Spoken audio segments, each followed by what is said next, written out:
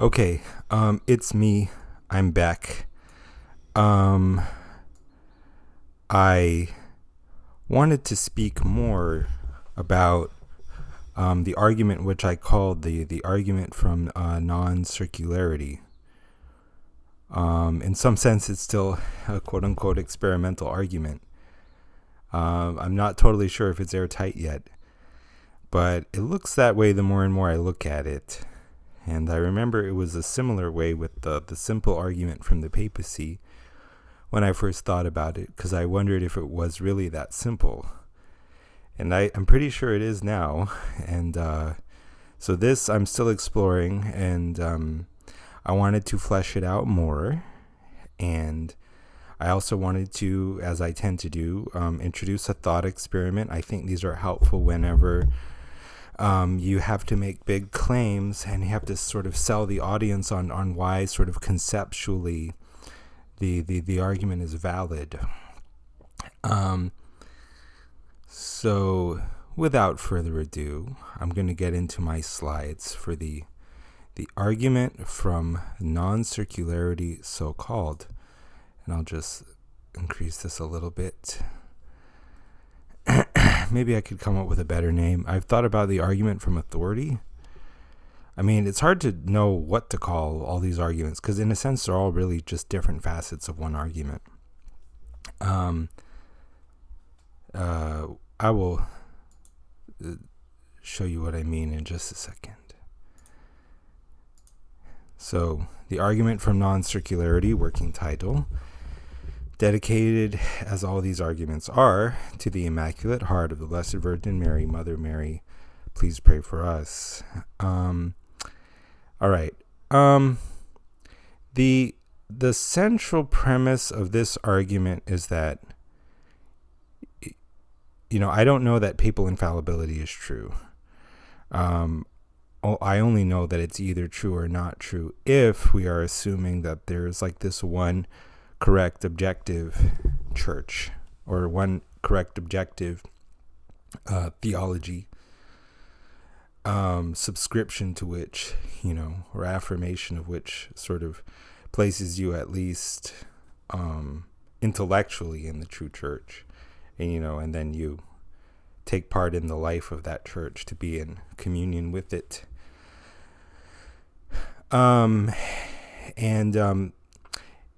I don't know if papal infallibility is really true or not, because in some sense I'm trying to be realistic about what we do know and don't know in all of these arguments.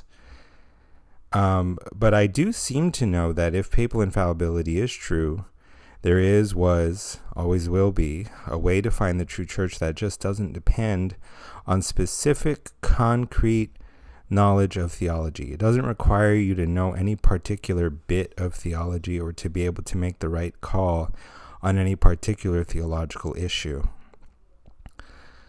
Because to find the true church, it's enough to just submit to Rome, or the Bishop of Rome, or the successor of St. Peter, if he happens to live in Avignon or wherever. It doesn't matter. There is a way to do this that doesn't require you to know any particular bit of theology, assuming that papal infallibility is true, at least. What I call here object-level theological knowledge is what I mean when I'm talking about like little bits of theology or concrete theological specifics or facts or debated theological and historical questions. The meta-level knowledge would be to know, say, that you know nothing. Like sort of like in a physics lecture, if you are very confused by what's going on, you don't even understand anything that's being said, you have knowledge, namely that you don't know anything. But is this knowledge of physics? Like, not obviously. In a certain sense, yes, it's a knowledge that I don't know anything about physics.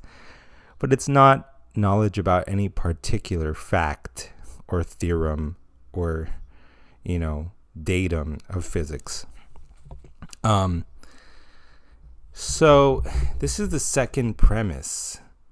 This is the big move here, that we don't have object level theological knowledge because any independent claims to object level knowledge are at best circular.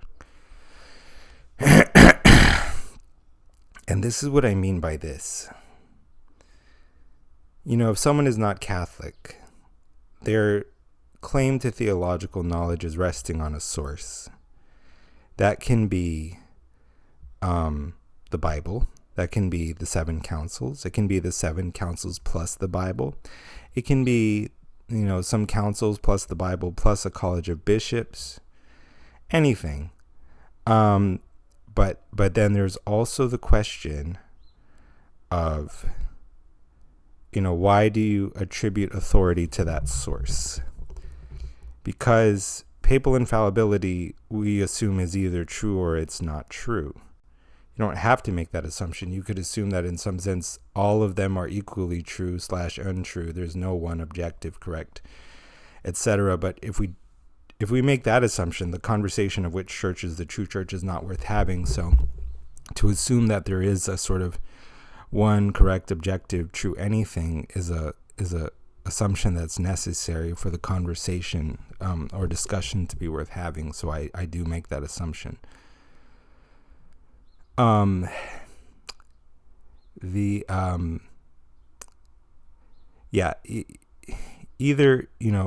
papal infallibility is true or it's not true. If it's not true, you can try to ground your belief in theology in submission to some other source than the Pope, say, or the Catholic Church authority. But as far as which one you choose to, submit to and why, I don't know of any basis that can exist for that, except any principled basis, except in the end your own, hopefully expert judgment of which one has correct theology. So it's resting on object level knowledge. Now, I could rest my submission to the Pope on the same thing. In other words, I could proceed in such a way that I only submit to the Pope if his theology is agreed with, in terms of my own independent efforts to sort of develop my own independently worked out systematic theology. But that's not the only grounds I can have for submitting to the Pope, and I think those are actually very misguided grounds. Because the claim of papal infallibility is made, and it's either true or false. And so if it is true, then there's a way to do this that doesn't rest on object level theological knowledge. In a certain sense, it is a matter of object level theological knowledge is to know that it is true, but we don't need that knowledge. We only need to know that it's possibly true. And I mean, is it how to put it? Is it a knowledge claim to say that it's possibly true? I think in a certain sense, ignorance puts us in a position of agnosticism where we can't rule things in or out. So to say it's possibly true, I don't know. I don't think it's very much like an object level knowledge claim. Say it could be true, it could be not. I don't know enough to rule it out. I don't know if it's true though. I think it's like that. And then as far as I know, this is how it works. If there is some way in which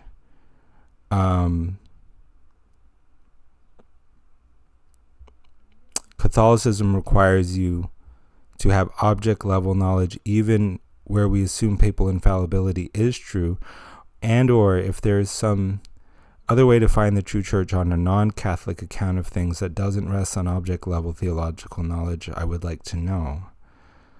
The first thing I said, obviously in some sense it is a matter of object level theological knowledge to know that the claim of papal infallibility has been made. And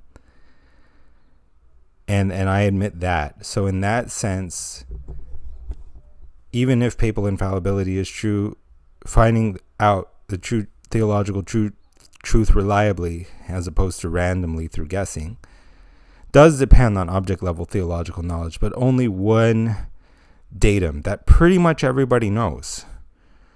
Everybody knows the Pope is the head of the Catholic Church. Is the Pope Catholic? As the saying goes.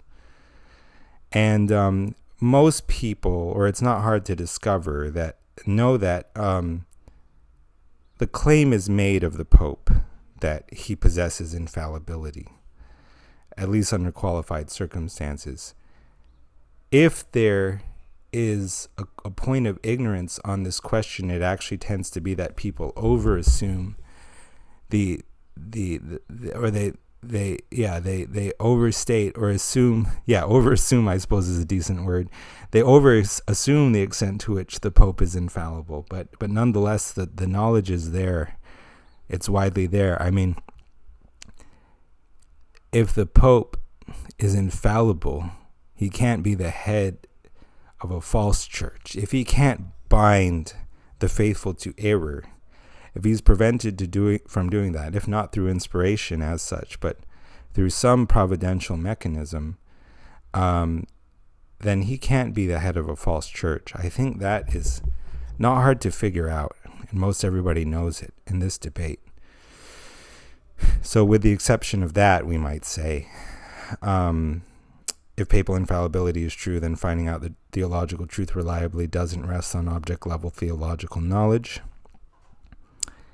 Well, I'm still talking about sort of why we don't have object-level theological knowledge. If I have a Bible or if I have councils, these are authorities on which my claims to theological knowledge rest, where I might say, as nice as papal infallibility sounds in the abstract, as much as I would love to believe it, it happens that it's not possible for these theological reasons, specific, concrete theological reasons, X, Y, or Z, from the Bible or from the councils or from these bishops that I deem to be authoritative, or all of the above, etc. Now, how do you know that the Bible is true? If you are, for example, not submitting to the Pope and Catholic authority. How do we know these books of the Bible are inspired as opposed to like the Gnostic Gospels or different other documents? Or how do we know that any of these books are inspired at all? What if God just utterly failed to communicate himself from the start? There's different ways you can go about grounding this claim. The theological way would be to say, well, essentially, we know it's inspired because this book was received by the faithful or by the right people, the apostles. And in a sense, it's like, why does it matter that these people received the canon or put together the canon or recognized the canon or all of the above? Because they're the ones who have the right theology. As borne out by what, or as demonstrated by what? By what the Bible says, or by what the councils say. It's like in Eastern Orthodoxy. What's an ecumenical council? Well, in the end, we don't really know what it is, except that it's one that is received by the people of God. Cool. Who are the people of God? The ones that receive the right councils? It feels rather circular. And I'm going to show in a thought experiment that we shouldn't really take this to be a valid claim to knowledge, such a circular claim, even if the belief that is its object happens to be true. I mean, a natural response here is also to say that it doesn't really matter how one claims to know that the Bible is true, because at the end of the day, the Catholic also affirms that the Bible is true. And so the Catholic cannot, question the non-Catholic's grounds for believing in the truth of the Bible without undercutting his own, i.e. the Catholic's own position, since the Catholic's own position also assumes the truth of the Bible. As we're going to see in my thought experiment, that's not true either, because the question of, why you believe something ends up mattering more than what exactly you believe in, ends up being more pertinent. And we'll talk about that. Now, I make some other claims here that we should assume papal infallibility unless we have specific object level grounds to rule it out. And I'm going to explain why. And then conclusion 2, I suppose, is that we should assume papal infallibility. All right. I'll just start reading this stuff, maybe. Maybe that'll help.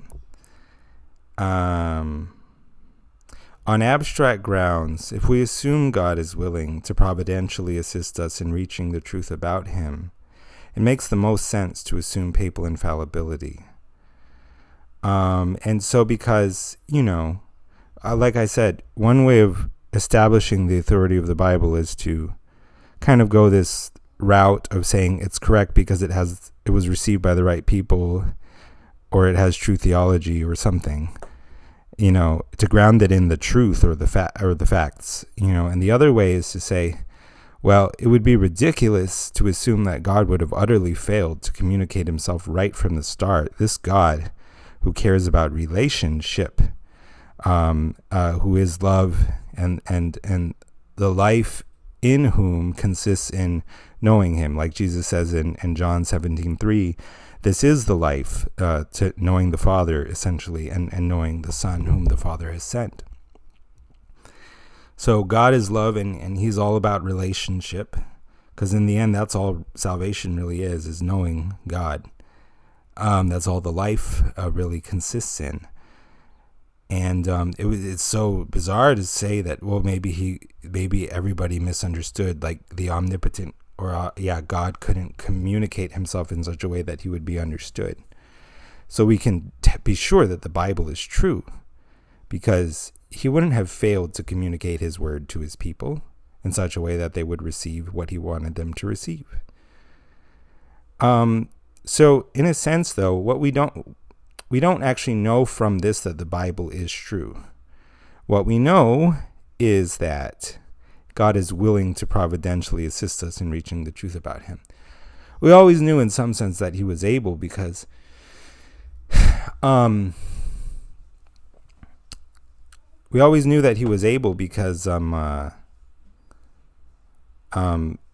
him to providentially assist us is sort of logically coherent. It's not like a square circle or something. So an omnipotent God, if he is willing to do this, is also able to do this. Therefore, if he's willing, he will have done it, essentially.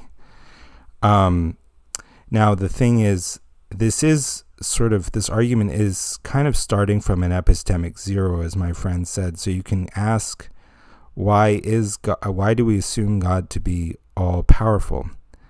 I don't really know, except that even from the standpoint of sort of natural reason or general revelation, it makes sense to suppose that any theoretical ultimate reality would be all powerful. For if it was not,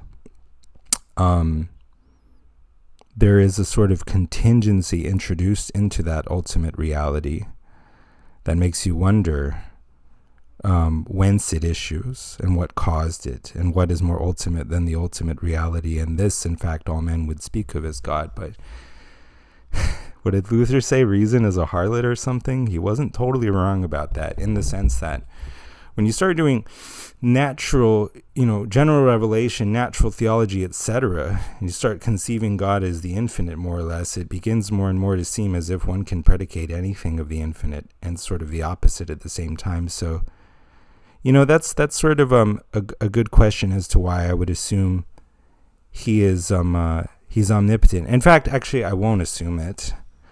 I would just say that whether we assume it or not, we can't rule it out, and on pragmatic grounds, it still makes more sense to favor papal infallibility. That's what I would say, actually. But I don't think most people would contest the premise that he is all-powerful. Anyway, so when we say that, well, the Bible must be inspired because God wouldn't have failed to communicate himself effectively. In a sense, we don't know that the Bible is true. All we really know is that he's willing and able to assist us in reaching the truth about him. But from this, it's critical that we actually abduct, in Persian terms, that we make the inferential leap to the right criterion, not the wrong one, because in the abstract, from this thesis that he's willing, let's call it W, it makes the most sense to conclude or jump to P, or papal infallibility, because on papal infallibility, God is more successful in achieving the outcome which we are here hypothesizing him to intend. Because where he only succeeds in inspiring or guaranteeing the truth of one stream of theological authority ultimately, the people of God, where they are theologically blind, have at best a 1/n chance of finding the truth, whereas, sort of essentially by guessing at random among the different streams, which they're forced to do because they have no knowledge that isn't circular. Whereas, if papal infallibility is true, they have 100% chance of being in the right church by doing the thing that you do, if papal infallibility is true, which is submit to the successor of Peter. If the way that his providential assistance works is just to inspire one among the existing streams of authority, but the thing that you do is still use your own noggin to try to figure out which of these streams it is. But you're theologically blind. You have at best a 1/n chance. So in the abstract, from W, we should assume P faster than we would assume just biblical inspiration, but nothing else. That's going to be one of the claims that is implicitly made in premise 3. We should assume it unless we have specific object level theological grounds to rule P out. And see, I'm kind of making the same claim in a different way at the bottom of this paragraph. We should only doubt that W implies P if we assume something I call N. What is N? N is the statement that W is not necessarily true, or it's like this. It's not necessarily true that every good thing that God can do, he does in fact do. And this is in a sense obvious. Like, is God able, as the omnipotent God, to cure cancer overnight? Yes. Has he done so? Not as far as I know. And sorry if this hits home to anyone who is dealing with cancer, either personally or in the friend of a family member, or in terms of one's friends or family. This is the thing. But does God like cancer? No, he doesn't. Did he create cancer? No. Would it be good if it were gone? Yes. But God works in mysterious ways. Not every good thing that he can do does he do. So, based on this, we shouldn't necessarily assume W is true. But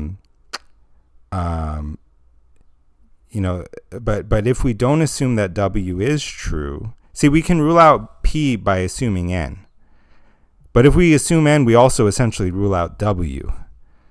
And then we have no grounds to say, well, necessarily the Bible is inspired, because he wouldn't have so spectacularly failed to communicate himself, because we no longer have the certainty that he is in fact willing to providentially assist us in understanding him and coming into the fullness of truth about him, etc. This is a thing that saws off the branch that the non-Catholic sits on if it is assumed to try to avert P. If we do not assume that God is necessarily willing to help us, it still only makes better sense to choose not papal infallibility if we have OLTK, object level theological knowledge. In other words, if we don't assume W, P is no better but also no worse a choice than not P. Acting as if P is true is no better a choice but also no worse a choice than acting as if P is not true. Now, here's another consideration. See, because by itself, okay, I talked about W and how there's no reason to disfavor Catholicism if it's not true, but there is a reason to favor it if W is true.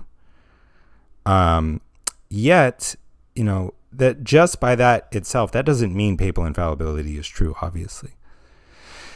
Now,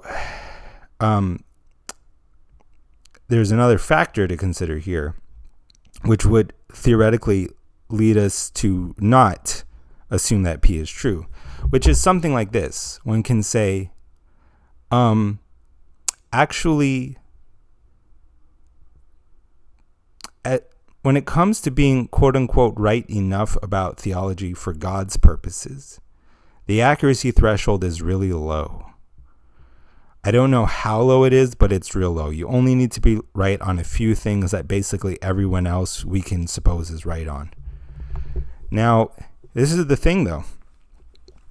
If the accuracy threshold is really low, such that God is grading everyone really leniently and on a curve, as it were, it only obviously makes better sense to choose not P if we have some object level theological knowledge.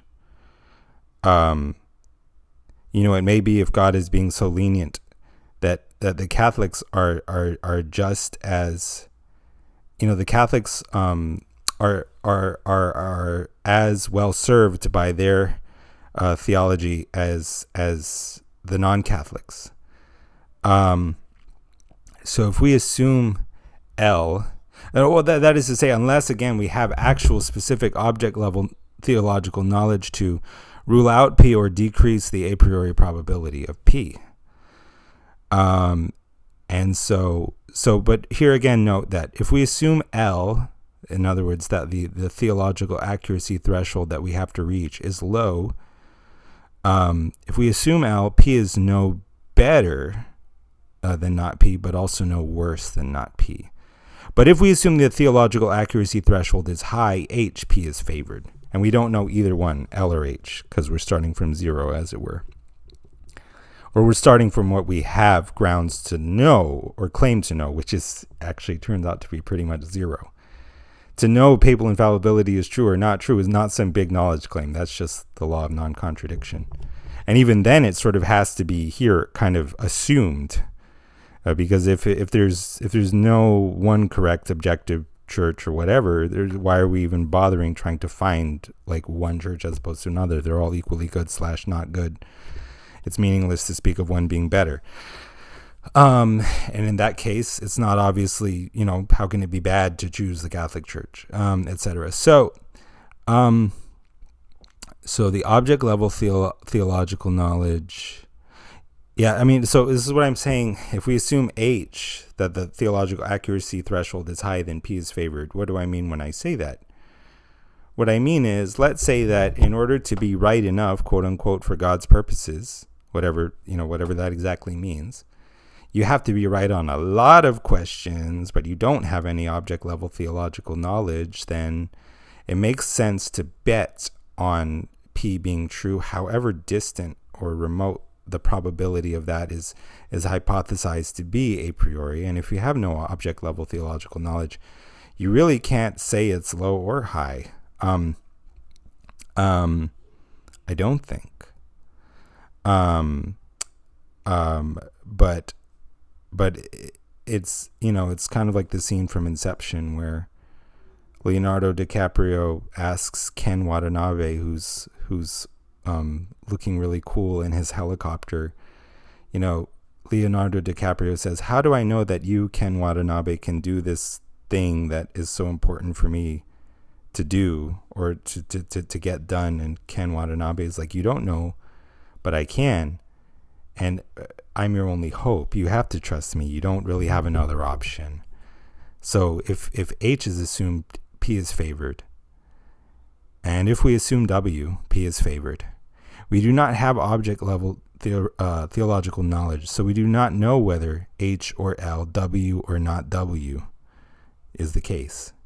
Which means that even if we can't assume H or W, we also can't rule them out. Conclusion: the respective probabilities of W and H are non-zero. And then here's another premise. If the respective probabilities of W and H are non-zero, P is favored. So P is favored given that we have no object level theological knowledge. So that's what I'm saying when I say P3. And so so in simple form, in a nutshell, premises 1 through 3 and conclusions 1 through 2 are the argument from non-circularity. Now I'm going to talk more about sort of the theory behind this and why I think this is a valid argument. And sound, indeed, one whose premises are true. As I so often do, I'm going to use a thought experiment in order to try to get my point across. I apologize for these slides. Like always, what I'm tending to do here is record a note to myself and then use the app's transcription feature to just give me the transcript, because unfortunately I am that pressed for time. But I think this works. I think people can tell what I'm doing. All right. So let's say that you are part of this group that is like KJV only, grape juice drinking Baptists. I hear, actually, I'm not trying to intend any shade at Baptists. They're some of the best Christians that I know. It's kind of hard when you're trying to come up with a thought experiment.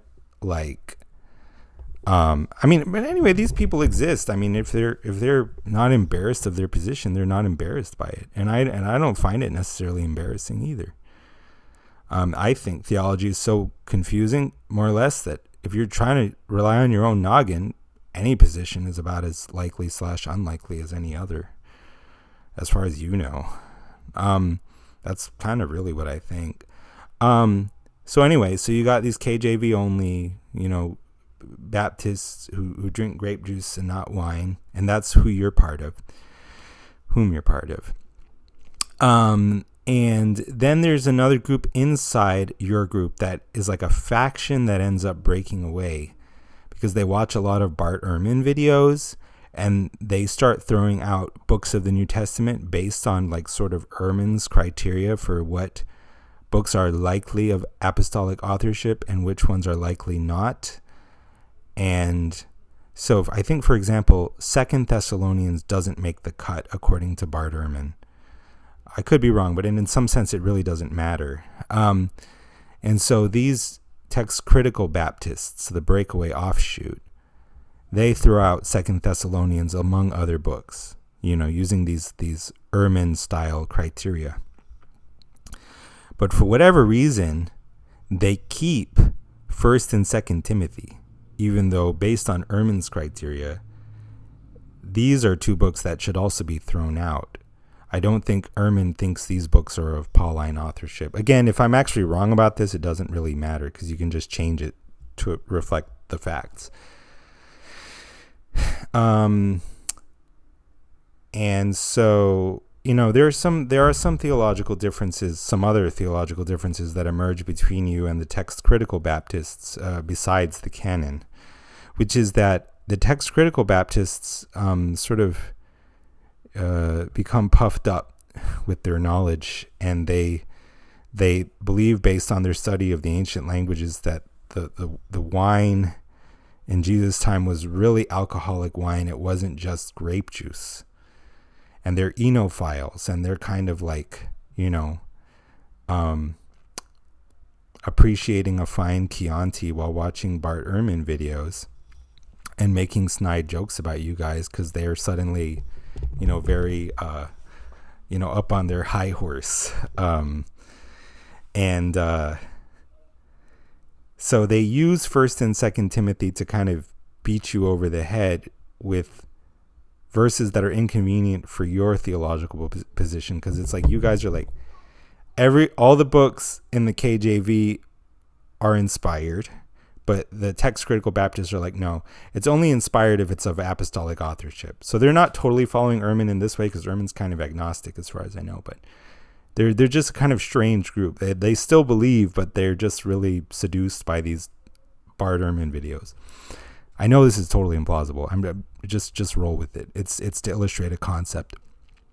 Um, and then also like y'all KJV Baptists, or we KJV Baptists, we think that it's always God's will to heal. And that like if you're praying and then someone's not healed yet, it's because like you didn't pray with enough faith or something like that. But it's always God's will to heal.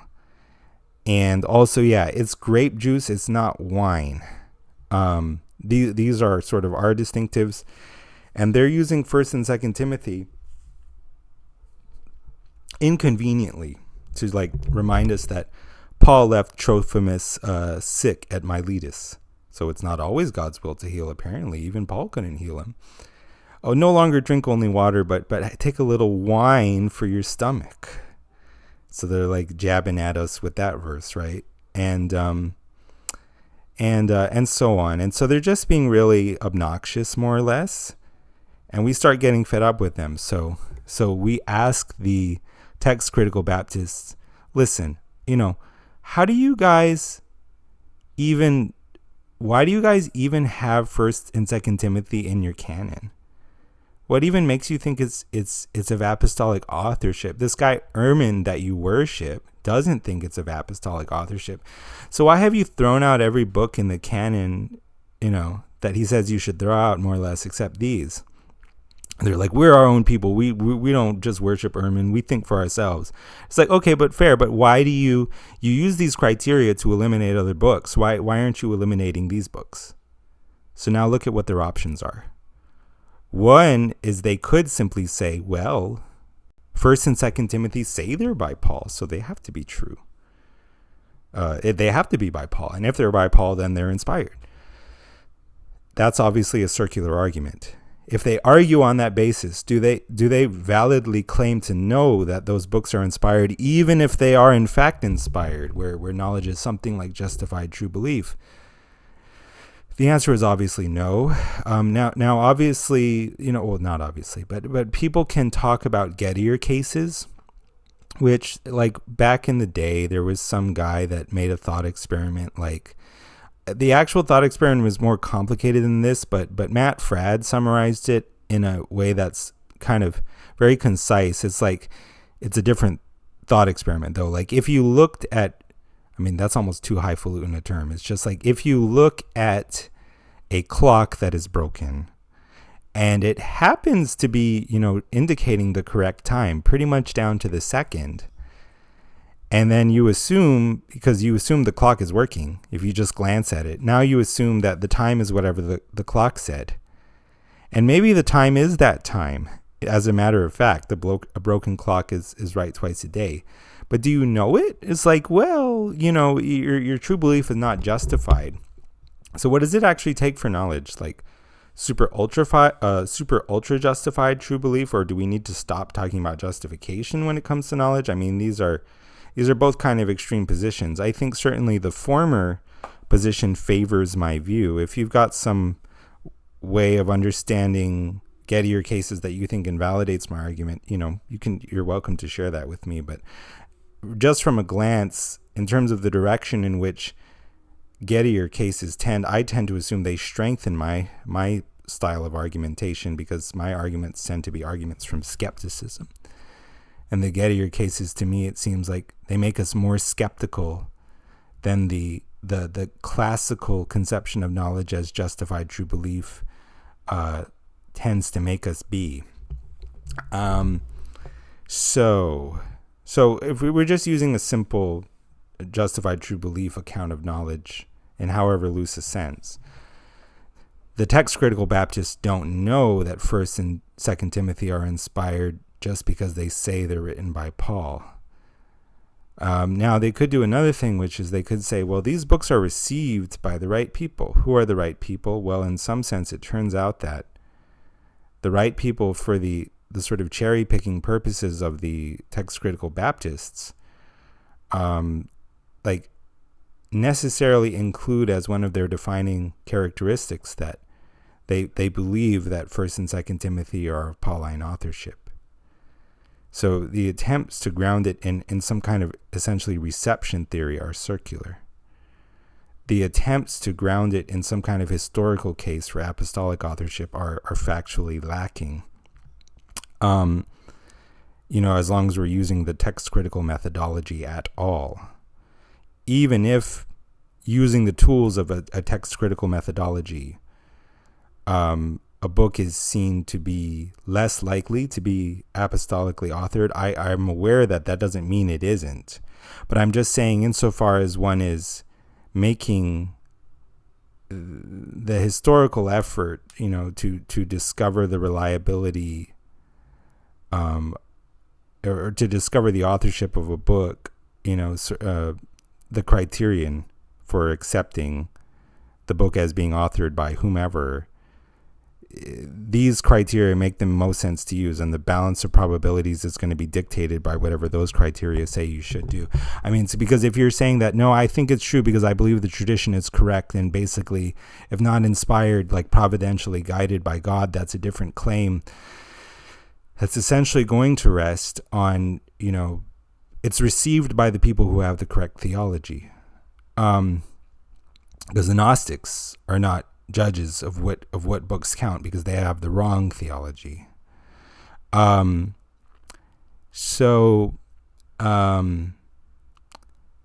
not really obvious that either of those affords a non-circular basis for believing that 1st and 2nd Timothy are true. So irrespective of the question of whether those books are in fact inspired, they don't know that it is inspired, that they are inspired.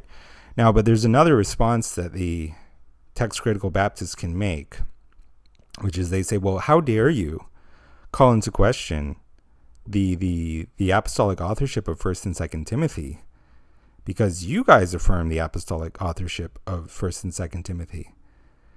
The fairly obvious problem with this kind of response is that even though you KJV Baptists do affirm the apostolic authorship of 1st and 2nd Timothy, you do so for really different reasons. And so it's not a tu quoque where the starting premises are not in fact the same. You KJV only Baptists believe, or we KJV only Baptists only believe that we believe that these books are inspired because we believe our deposit of faith is that everything in the 66 book canon is inspired, and the KJV is the best version of that, and that when the New Testament is talking about wine, it actually means grape juice. That's our hermeneutical tradition.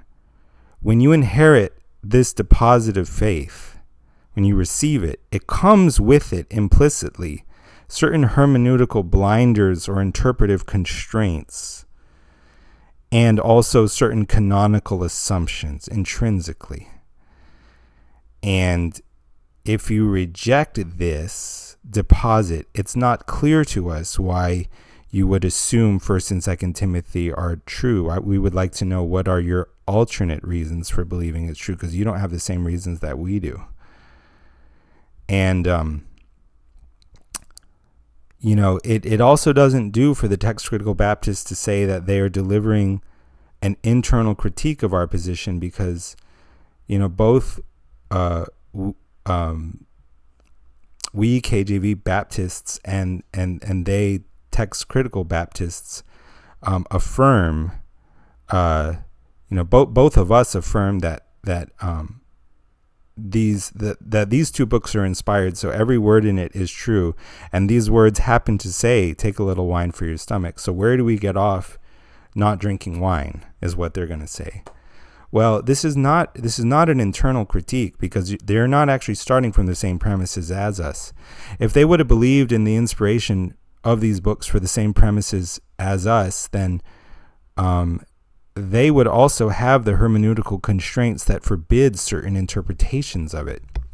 So to say that they can deliver a sort of internal critique of our position just because they have some kind of alternate, unclear basis for believing in the inspiration of these books that doesn't force them into certain interpretations and force them away from various others, that's nothing at all like an internal critique of our position. Because in order for it to be a valid internal critique a reductio ad absurdum or something, they would actually have to start from the same premises as us, which they clearly do not. So this is what I mean when I say that, hold on. Yeah, this is what I mean when I say that non-Catholics don't really have a non-circular basis to assume the authority of some other kind of source, be it the Bible, be it some councils. As far as I know, it ends up being circular if it's not sort of grounded in one's own personal claims to knowledge, which, always sort of end up being incredibly weak, and nothing that one would sort of claim one's knowledge of God, of special revelation to rest on, as far as I know.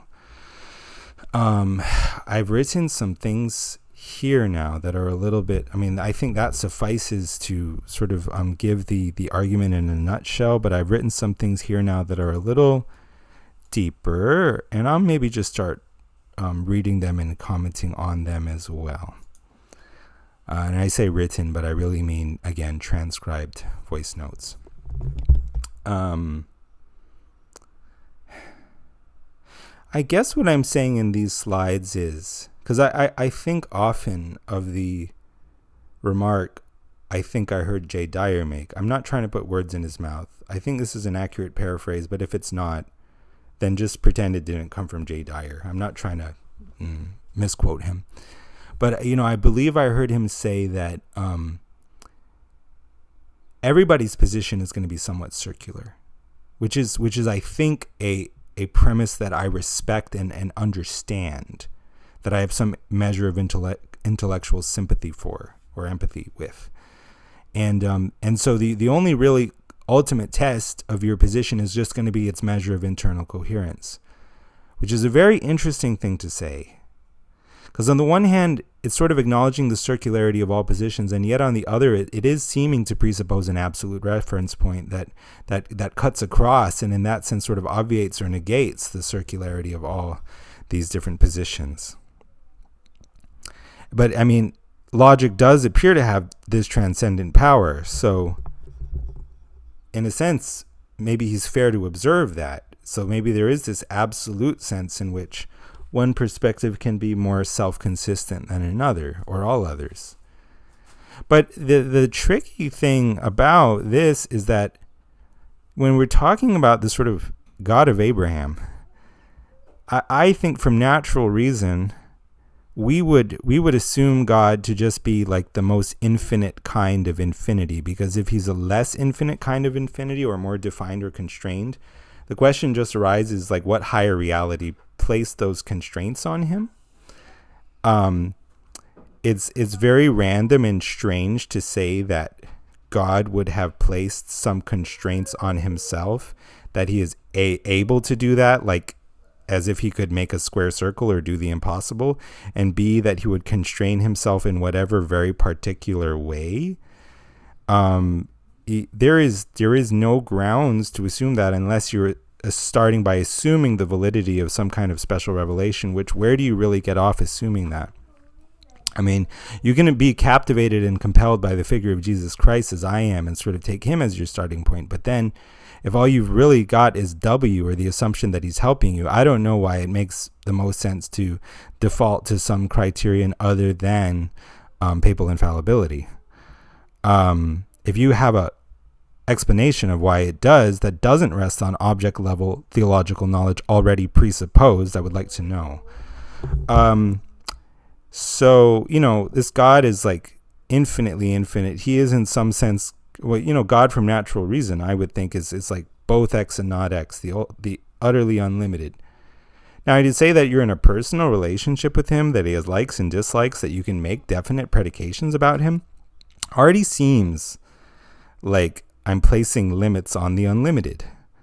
And even to say that, the only limit he has is that of illimitability is also a contradiction. There's no way around it, right? And so I feel like whenever we're trying to say that my position is better than yours based purely on logic, those tend to come down to theological discussions like of the Trinity or whatever, or like the relationship between God and his creation, or like the relationship between God and his grace, or soteriological conversations as in Calvinism, for example, and sort of what assumptions we can make about God with respect to the relationship between divine sovereignty and human freedom and all these things. The problem with all of these things is they always end up positing some mystery that is essentially isomorphic to a contradiction, from our perspective now, or equivalent to a contradiction. Doesn't mean it's a genuine contradiction. All it's really at best illustrating is that we don't really know anything and we shouldn't be relying on our reason here. But it's like, I get why you would if you think that that's all you can do, but I'm trying to show you it's not. And it's more consistent with the sort of the rules of the Christian game to just rely on authority all the way. Catholicism is the only principled way or consistent way to rely on authority all the way. And it turns out if you can't rely on authority in a principled or consistent way, you can't really rely on it in any measure at all on anything. Because the question of why you are now granting authority to whatever source is going to now come down to your own expertise.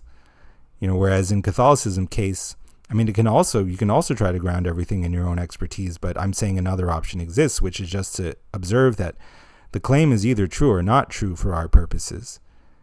And if we're ignorant, we can't rule it out. And if it's true, we have everything to gain. If it's false, we have nothing particularly to lose. So it is a pragmatic type of Pascal's wager type of argument. And so, look, like, to give some examples, what I find very annoying and useless is sorry, I'm speaking so frankly. I should walk back my words. I'll put it like this. I myself would not attempt to, for example, expose logical contradictions within the Eastern Orthodox Palamite conception of the relationship between God's essence and God's energies. I think that there are certainly what look like contradictions there. But there are also certainly what look like contradictions in the Trinity. And there are also, to me, certainly what look like contradictions in Thomas Aquinas' account of the simplicity of God and the relationships of the persons of the Trinity to one another and to the essence, the divine essence, etc. It seems to me that there are what appear to be contradictions in basically any account of Abrahamic theism that we assume. And one might say, well, suppose that, yes, they're all contradictory, but mine has fewer contradictions than yours, or something like that. All I can think of is like the principle of explosion. When it comes to contradictions, it's one and you're done. If you're relying on logic. At least in the realm of perceptual objects, it's clear that everything in reality is related to everything else, because that is the essence of reality, is mutual relatedness. That's a Chris Langan type observation. Credit where credit's due. Don't have to agree with him on everything. My views on everything is the Catholic views, because I'm Catholic. But does it mean I think Langan is useless or not brilliant? No and no. No. And you can have other preferred philosophers. It doesn't really matter. Langan's always kind of a very controversial topic whenever he gets introduced, but I kind of have to and want to, because I don't want to just pretend I already figured this out myself. I want to give credit where it's due. Anyway, every perceptual object, that is to say, in some sense, every limited or bound and defined object of perception has got relations with every other, and there's implication structures set up where, if an object is green rather than red, that's going to have implications for the causal factors behind it, i.e. they are such as formed it in a certain way and not some other way. And so it's got implications upstream and downstream, causally speaking. And it's very simple to suppose that, if we take one feature of reality and set it to both X and not X, like the temperature is both freezing and not freezing, very quickly we are ending up in two separate realities. But that would really be the case when it comes to any one small feature of reality, because it's all related to everything else. And so, but of course, you can say God is not a perceptual object, because in some sense he's beyond the realm of perception as the infinite, as contradiction sort of itself. And so that sort of raises the question of whether there's any sense in saying a square circle is less contradictory than a square circle that is red and green all over. They're both already X and not X. God is already supposed to be the most unlimited kind of unlimited from natural reason. But, and it's like, even if you were to insist, no, it does make a difference. Like, if my account of God is that he's just a square circle and yours is that he's a square circle that's red and green all over, then mine is better. Even if you assume that or say that, we already showed that if one contradiction makes it into perceptual reality, we're done. So logically, heavy air quotes here, the contradiction of the ultimate reality / God can, so to speak, can either propagate or not propagate to perceptual reality.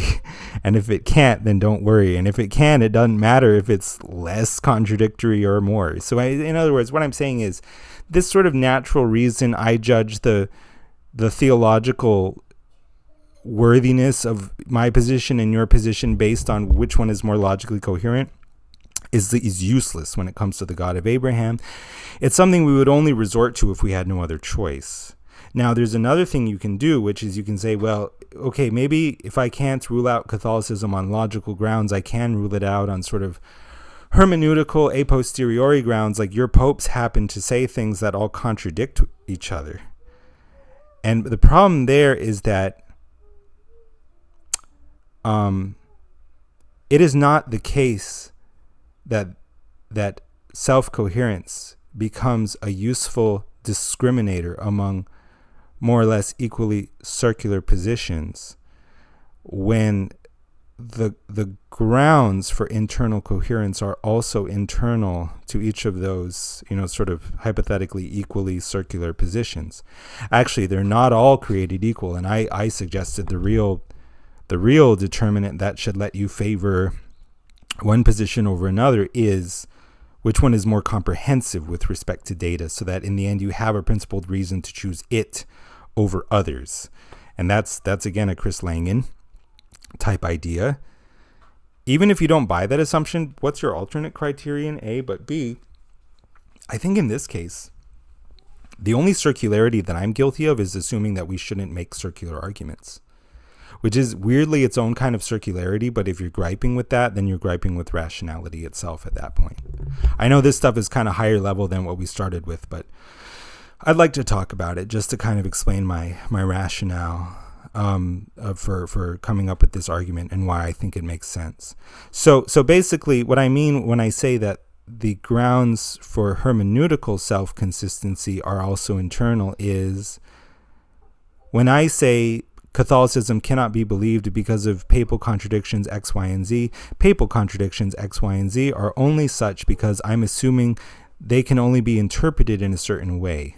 The Catholic apologists say, well, there's these other ways of understanding them. And I'm like, but no, those aren't plausible. Well, who says those other ways are plausible or not is actually a feature of your own internal worldview. It's not something that can be used to judge which other, which circular worldview is better or worse than another. So, I think that's worth pointing out. And I don't know of another sort of way in which one could contend that one's position is more coherent or consistent than another's in some sort of absolute way. I'll just read this.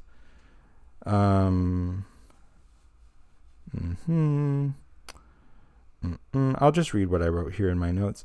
Yeah. How can you compare the coherence of two circular worldviews against each other if the criteria for coherence are also essentially internal?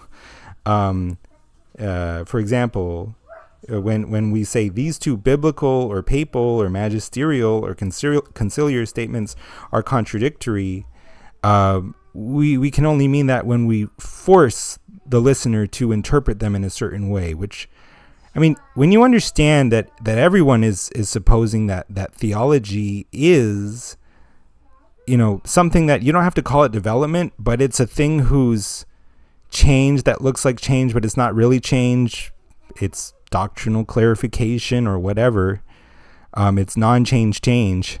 It's something that it evolves and develops in like this very unpredictable way from the beginning of the Bible to the end, from the beginning of the early church to now, on anyone's account. It's a lot of changes, and it would be very, very difficult to predict them all from the initial givens. Starting at the very beginning or almost at any point along the path. And that being the case, that means that for modeling purposes, even if there's only one, in fact, correct theology and one way theology can all fit together, for modeling purposes, we need to assume there are many possibilities that this kind of strange phenomenon of theology, which is indeed the knowledge of the living God who is transcendent and holy and unlike anything earthly, we need to assume that this phenomenon, as it were, is capable of anything. So we need to assume there are many possibilities with respect to biblical interpretation. That's why we're not bothered when the atheist says, "Oh, but these Bible verses contradict each other." It's like you're kind of a fool. Like you don't understand how complex this whole thing is, how many valid ways there are possibly of interpreting the Bible. And we're, you're in the kiddie pool and we're here in the deep waters trying to actually understand this book, for which, the more we study it, we can only have a kind of deep and profound reverence and appreciation of its unfathomable mystery, really, ultimately. And so same thing. So, and the same goes as far as all the ways papal statements could be taken, magisterial statements, conciliar statements. And when you can't think of a way in which they would be coherent, it doesn't mean there isn't one. And you shouldn't always assume, sometimes you see a Bible contradiction and you're like, whoa, I don't understand that. Do we just throw out the Bible then? It's like, no, because we know there's more in heaven and earth than is dreamt of in our philosophy, etc. And we also know, based on this style of argument that I'm using, that the standard of our own reason isn't the only one we're forced to use. That actually, when it comes to the God of Abraham, let's say, authority is all you've got. Because using your own reason, it's nothing touching. Authority is all you got. So as long as everyone is acknowledging and sweeping under the rug, more or less, certain logical issues that don't make sense, it's kind of like if I got a blob and I swept it under the rug and I pushed the blob here so that it's not here anymore, it's kind of just blobbing down over there. You know what I mean? It's not really going anywhere. I feel like when people do the theology game of my theology is more coherent than yours because yours doesn't make sense, but mine, of course, also involves like something that doesn't make sense. And it's just like, it's mystery for me and not for thee. It's like they're just pushing the blob around. Yeah, it doesn't make sense on anyone's picture because it's God. Because you can't figure God out. Can't figure theology out, which is the knowledge of God. Yeah, as long as everyone is acknowledging and sweeping under the rug, more or less, certain logical issues that don't seem to make sense, logic cannot be appealed to as some kind of absolute standard. In other words, as long as everyone's acknowledging themselves to be in mystery territory, logic will not be a workable criterion for coherence. So then it essentially falls on the tradition to determine which contradictions, quote unquote, are acceptable and which are not, or which mysteries are acceptable and which are not. And where your tradition is built on object level theological knowledge, the grounds of coherence, quote unquote, that is, which contradictions your tradition is deeming acceptable and which it isn't, are most definitely going to be internal grounds. So, I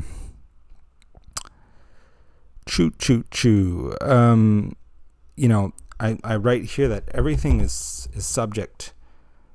Yeah, if we're in relationship with the living God at all, the God of the Bible, the God of Catholicism, the God of Eastern Orthodoxy, the God of Protestantism, it's not going to be the case that one, we're playing this game at all, and yet also two, everything is somehow ultimately subject to our own logical, judgment. everything is in fact subject to revelation, that is to say, authority, a duly appointed public authority. Because what's the other alternative? Like, well, I relate to God in this immediate way, and I just know from my inner subjective sense of knowing and my knowledge of my own holiness, maybe, but if I claim to be holy, then am I really holy, etc.? Or holier, holy meaning like holier than this guy, holier than thou.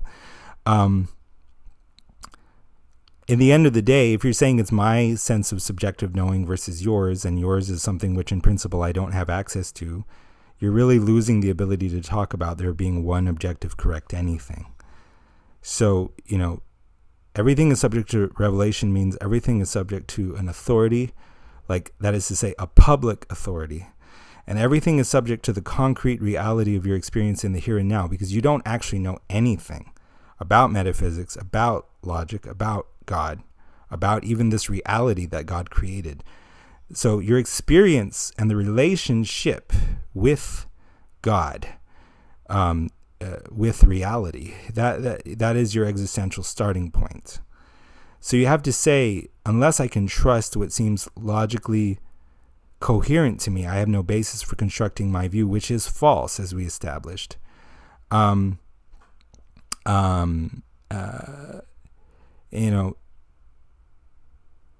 even if it's true, like if you're saying I have to construct my view according to what's logically coherent to me, you're already out of this personal monotheist game. So it's going to seem logically incoherent to you, where you see, if all we know is that he's willing and able to communicate himself, then there's some kind of authority through which revelation comes. But from this, there was never a guarantee that it would make logical sense to you, just as from this, there was never a guarantee that it would seem to make biblical or human hermeneutical sense to you, at least not all the time.